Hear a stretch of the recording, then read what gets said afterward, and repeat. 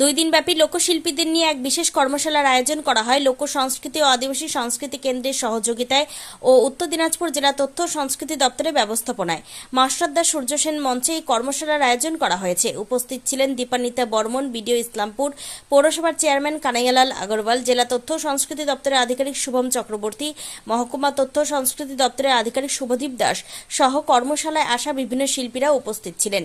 প্রদীপ প্রজ্বলন করে আজকের এই কর্মশালার শুভ উদ্বোধন করা হয় ও বিশিষ্টজনের হাতে স্মারক তুলে দেওয়া হয়। মহকুমা তথ্য সংস্কৃতি দপ্তরের আধিকারিক শুভদীপ দাস জানান, সরকারের বিভিন্ন প্রকল্পের জনসাধারণের কাছে আরও প্রচার করা।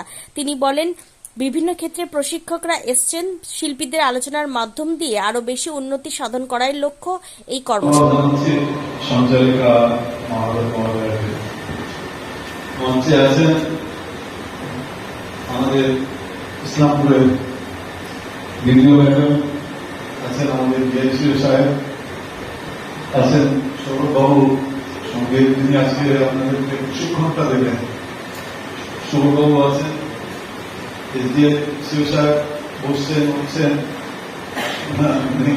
সর্বোপরি আপনারা যারা আমার সামনে বসে আছেন লোকশিল্পী, মুকুর তো খুব সুন্দর গান করলো একটা, যেটা এবার মুখ্যমন্ত্রী শুরু করেছেন যে বাংলা যেটা জাতীয় বাংলার যেটা সঙ্গীত সেটা দিয়ে যে কোনো অনুষ্ঠানকে শুরু করতে হবে। জাতীয় সঙ্গীত তো আমরা করি। আজকে আমাদের মুখ্যমন্ত্রী মাননীয় মমতা বন্দ্যোপাধ্যায় 2011 ক্ষমতায় আসার পরে এখানে যে তার আগে লোকশিল্প ছিল না, ছিল কিন্তু বলে না ভুকে ভজন না হরি গোপাল, পেট যদি খিদা থাকে তাহলে গোপালের ভজন করাটা খুব কষ্টকর। বলাটা খুব সহজ, মাইকে বক্তব্য রাখাটা, ভুকে ভজন না হরি গোপাল। তো মুখ্যমন্ত্রী শিল্পী ভাতাটা চালু করলেন, এটা কিন্তু আপনাদেরকে সম্মান দেওয়া। আপনারা যে এই শিল্পটাকে বাঁচিয়ে রেখেছেন গ্রামে গঞ্জে, এখন কিন্তু আমরা দেখি গ্রামে গঞ্জে আপনারা যে আপনাদের শিল্পটা প্রদর্শন করেন, মানুষ খুব আনন্দ পায়। আপনারা যদি এই শিল্পটাকে না ধরে রাখতেন তাহলে 100 বছর আগে পশ্চিমবাংলায় বা আমাদের এই দিনাজপুর জেলায় কি কি শিল্প ছিল, বিশেষ করে এন্টারটেনমেন্টের জন্য মানুষ সারাদিন মাঠে কাজ করলেন, সন্ধ্যার পরে তো একটা মানুষের একটা এন্টারটেনমেন্টের ব্যাপারটা থাকে। ওখানে তো কোনো সিনেমা হল বা এগুলা নেই। ওখানে আপনারাই ওখানকার মাটির কথাটা কিন্তু আপনারাই তুলে ধরেন। আপনাদের আপনারাও কিন্তু ওই শিল্প পরিবার থেকে এসেছে। হঠাৎ করে কেউ নেমে গেলে একটা বন্যা আসতে দেবে একটা সম্ভব না। যারা ঘুরে আসছেন, যারা শিল্পী আছেন, তারা এই কাজটা পাবেন। আমাদের এখানে এসডিএমসি সাহেব আছেন, উনিও মাঝে মাঝে এই সাংস্কৃতিক অনুষ্ঠানগুলি করেন।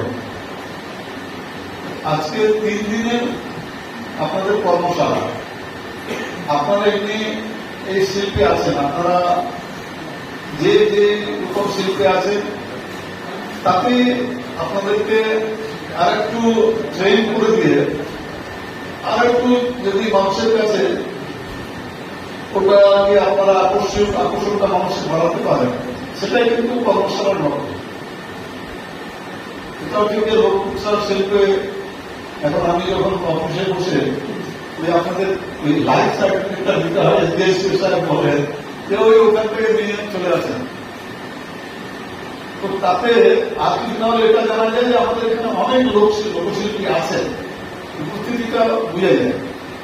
আমরা তো সবসময় আপনাদের যে প্রোগ্রামটা যেখানে করেন সবসময় উপস্থিত হতে পারি না, কিন্তু যখনই কোনো বড় প্রোগ্রাম হয় সৌরভবাবু অনেক সময় ওই নাচটা একটা দেখার মুখোশ করে খুব ভালো লাগে।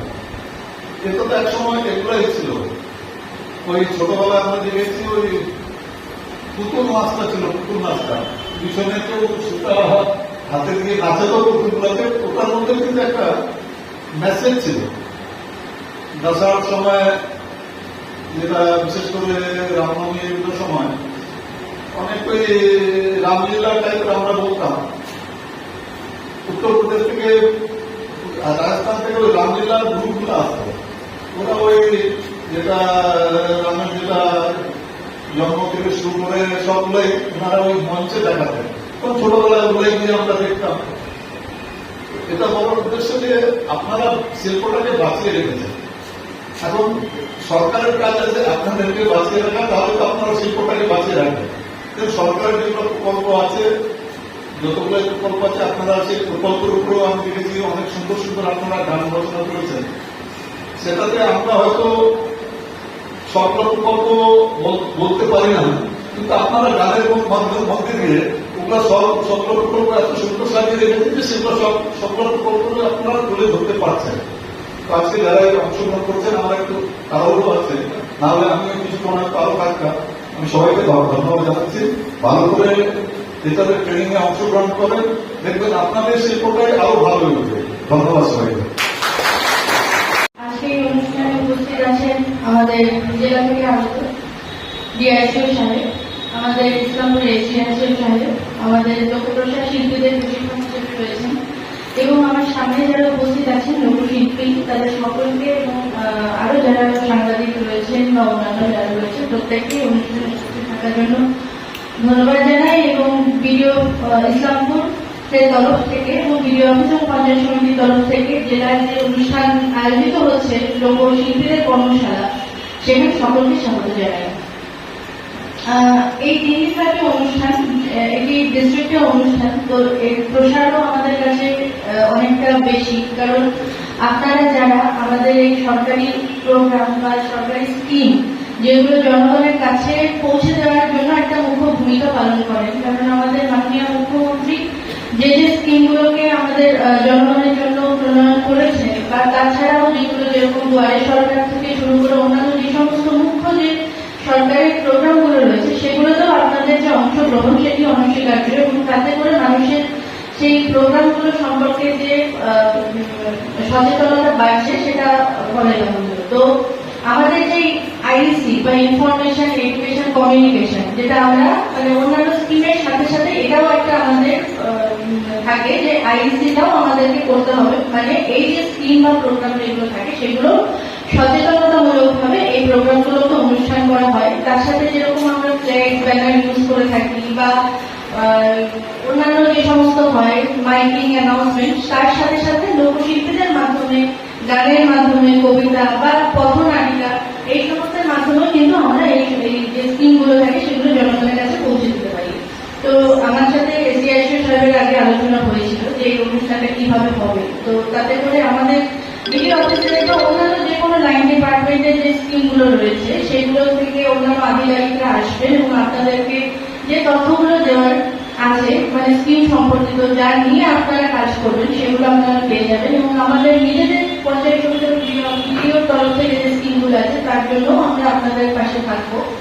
এবং আমরা চাইবো যে এখন যে সমস্ত কাজগুলো নিয়ে বেশি চলছে, যেরকম আমাদের গভর্নমেন্টের যে স্কিমগুলো এখন প্রায়োরিটি পাচ্ছে, যেরকম হচ্ছে আমাদের জল জীবন মিশন বা আমাদের স্বচ্ছ ভারত মিশন, এইগুলো নিয়েও আপনারা একটু বেশি সময় দেবেন, বা আমাদের যে আধিকারিকরা রয়েছে তাদেরকেও আমরা বলবো যে আপনাদের সাথে একটু বেশি সময় দিয়ে যাতে আপনারা এই বিষয়টিকে বুঝতে পারেন বা কিভাবে আপনারা কাজ করবেন, এই নিয়ে আমরা বার্তা দেবো জনগণকে, সেগুলো যেন হয়, সেটা আমি আশা রাখবো যে সফল হবে। এবং অনুরোধ করবো আমাদের যারা এখানে পার্টিসিপেট করবেন বা আমাদের যারা রয়েছেন প্রশিক্ষক হিসেবে, সবাই যেন এই অনুষ্ঠানটিকে সফল করেন, সেই জন্য সকলের কাছে আমি অনুরোধ জানাবো এবং সকলকে ধন্যবাদ জানাচ্ছি। সময় দিয়েছে তাকে, যখনই তাকে প্রতিটি অনুষ্ঠানে তিনি সময় দেন তাকে আমরা পাশে পাই, তাই তাকে তার প্রতি কৃতজ্ঞতা জানাই, তাকে নমস্কার জানাই। এরপর স্বাগত জানাই ইসলামপুর উন্নয়ন সমষ্টি উন্নয়ন আধিকারিক মহাশয়কে। তিনিও তার ব্যস্ত সময়ের মধ্যেও আমাদেরকে সময় দিয়েছেন বলে আমি স্বাগত জানাই জেলা তথ্য ও সংস্কৃতি দপ্তরের আধিকারিক শ্রী শুভম চক্রবর্তী মহাশয়কে। তিনি রায়গঞ্জ থেকে আজকে এই অনুষ্ঠানে এখানে এসেছেন, যদিও তাকে এখানে স্বাগত জানানো কোনো অর্থই হয় না, তার কারণ তার উদ্যোগে এই অনুষ্ঠান, কারণ জেলা তথ্য ও সংস্কৃতি দপ্তরের সহযোগিতায় এই অনুষ্ঠান হচ্ছে। তো তিনি এই অনুষ্ঠানের হোস্ট, কিন্তু তার হয়ে আমি এই অনুষ্ঠান এখানে ইসলামপুরে আয়োজন করছি, তাই তাকে আমরা ইসলামপুরের প্রতি স্বাগত জানাচ্ছি, ইসলামপুরের মানুষের পক্ষ থেকে তাকে স্বাগত জানাচ্ছি। এবং স্বাগত জানাচ্ছি। আজকে এই যে কর্মশালা শুরু হচ্ছে, যা 3 দিন ব্যাপী চলবে, এই কর্মশালার 2 জন প্রশিক্ষক রয়েছেন। সঙ্গীত সম্মানপ্রাপক শ্রী সৌরভ রায় মহাশয়, তিনি দক্ষিণ দিনাজপুর জেলা থেকে এসেছেন এবং আমাদের এই জেলা, আমাদের পরিচিত, আমাদের সকলে পরিচিত এবং বিখ্যাত বর্ষান লোকশিল্পী, মুখোশ নাচের শিল্পী এবং তিনি সাংবাদিকও বটে, শ্রী সুবল গোপ মহাশয়কে। তাদের দুজনকে আমি স্বাগত জানাচ্ছি। তারা এই 3 দিন ব্যাপী এই যে কর্মশালা চলবে, তারা প্রশিক্ষকের ভূমিকা পালন করবেন। তারা আপনাদের যে শিল্পকে আপনারা আরো কিভাবে উন্নত করবেন সেই রাস্তা দেখাবেন। এছাড়াও আমি স্বাগত জানাচ্ছি আপনাদের প্রত্যেক লোকশিল্পীকে, যারা যে 50 জন আমার সামনে বসে রয়েছে এবং যারা আগামী 3 দিন ধরে, আজকে এবং আগামী 2 দিন আপনারা এই লোকশিল্পীদের কর্মশালায় অংশগ্রহণ করবেন। মাননীয় মুখ্যমন্ত্রী যখনই লোকপ্রসাদ প্রকল্প শুরু করেছিলেন, লোকশিল্পীদের নিয়ে যে লোকপ্রসাদ প্রকল্প যখন মাননীয় মুখ্যমন্ত্রী শুরু করেছিলেন, তার মাথায় 2টি ধারণা ছিল লোকপ্রসাদ প্রকল্প বিষয়ে। 2টি লক্ষ্য ছিল। একই লক্ষ্য ছিল যে এই যে আমাদের লোকশিল্পগুলো, পশ্চিমবাংলার যে লোকশিল্পগুলো, প্রায় প্রত্যেক জেলায় প্রচুর লোকশিল্প রয়েছে, এই বিভিন্ন আঙ্গিকগুলো যে হারিয়ে যাচ্ছে, এগুলোকে বাঁচিয়ে রাখা এটি ছিল প্রথম লক্ষ্য, মূল লক্ষ্য। এবং আরেকটি লক্ষ্য ছিল যে পশ্চিমবঙ্গ সরকারের বিভিন্ন জনকল্যাণমূলক যে প্রকল্পগুলি রয়েছে, সেগুলি সম্বন্ধে সাধারণ মানুষকে অবহিত করা এই লোকশিল্পীদের মাধ্যমে। কেন? কারণ এই যে লোকশিল্পী, এই যে লোকশিল্প, লোকশিল্পের জন্ম হয় লোক অর্থাৎ জনসাধারণের মধ্য থেকে। জনসাধারণের মধ্যে প্রতিদিন ঘটে চলা ঘটনা থেকেই লোকশিল্পীরা নিজেদের শিল্পের রসদ খুঁজে নেয়। বিভিন্ন লোকশিল্প যেগুলো রয়েছে, আমরা জানি যে খন গান, আমাদের জেলায় যে খন গান রয়েছে, পাঁচালী রয়েছে, এগুলি স্থানীয় ভাষায় হয় এবং স্থানীয় সংস্কৃতি, স্থানীয় যে পারিপার্শ্বিক ঘটনা, সেখান থেকে তারা রসদ তুলে নেন এবং সেখান থেকে বিভিন্ন গান বা অভিনয় তারা সেখান থেকে প্রকাশ করেন। তাহলে মোদ্দা কথাটা হচ্ছে যে তারা রসদ খুঁজে পান সেই পারিপার্শ্বিক ঘটনা থেকে। মাননীয় মুখ্যমন্ত্রীর লক্ষ্য ছিল যে তাদের রসদের মধ্যে যেন এই জনকল্যাণমূলক প্রকল্পগুলিও থাকে এবং তাছাড়াও সরকারের যে বিভিন্ন বিষয়ে বক্তব্য রয়েছে সেগুলি যেন থাকে।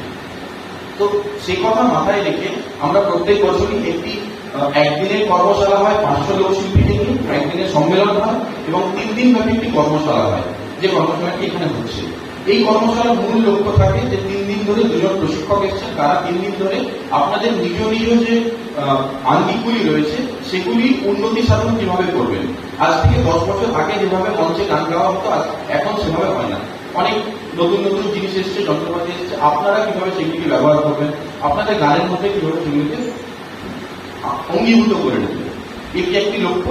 এবং দ্বিতীয় লক্ষ্য হচ্ছে যে আমাদের যে বিভিন্ন জনকল্যাণমূলক প্রকল্প রয়েছে সেগুলো আপনাদের কাছে তুলে ধরা, যেগুলি সম্বন্ধে আপনারা গান তৈরি করতে পারবেন এবং গানগুলি গাইতে পারবেন। এই লক্ষ্যে আমাদের এই অনুষ্ঠানটি 3 দিন ব্যাপী কর্মশালা ব্যবস্থা করা হয়েছে। আপনারা ভালোভাবে, আমি আশা করবো আপনাদের কোনো অসুবিধা হবে না। আমরা চেষ্টা করেছি যত সম্ভব সীমিত ক্ষমতার মধ্যে, ইসলামপুরের সীমিত ক্ষমতার মধ্যে যত সম্ভব ভালোভাবে করার চেষ্টা করেছি আমরা। আশা করি আপনাদের কোনো অসুবিধা হবে না এবং আপনারা আগামী 3 দিন খুব সুন্দরভাবে আমাদের 2 মাননীয় প্রশিক্ষকের সঙ্গে সহযোগিতা করে এবং আমাদের সঙ্গে সহযোগিতা করে খুব সুন্দরভাবে 3টি দিন কাটাতে পারবেন। আরেকবার আপনাদের সকলকে স্বাগত জানিয়ে, আপনাদের নমস্কার জানিয়ে আমার বক্তব্য এখানে শেষ করছি। ধন্যবাদ।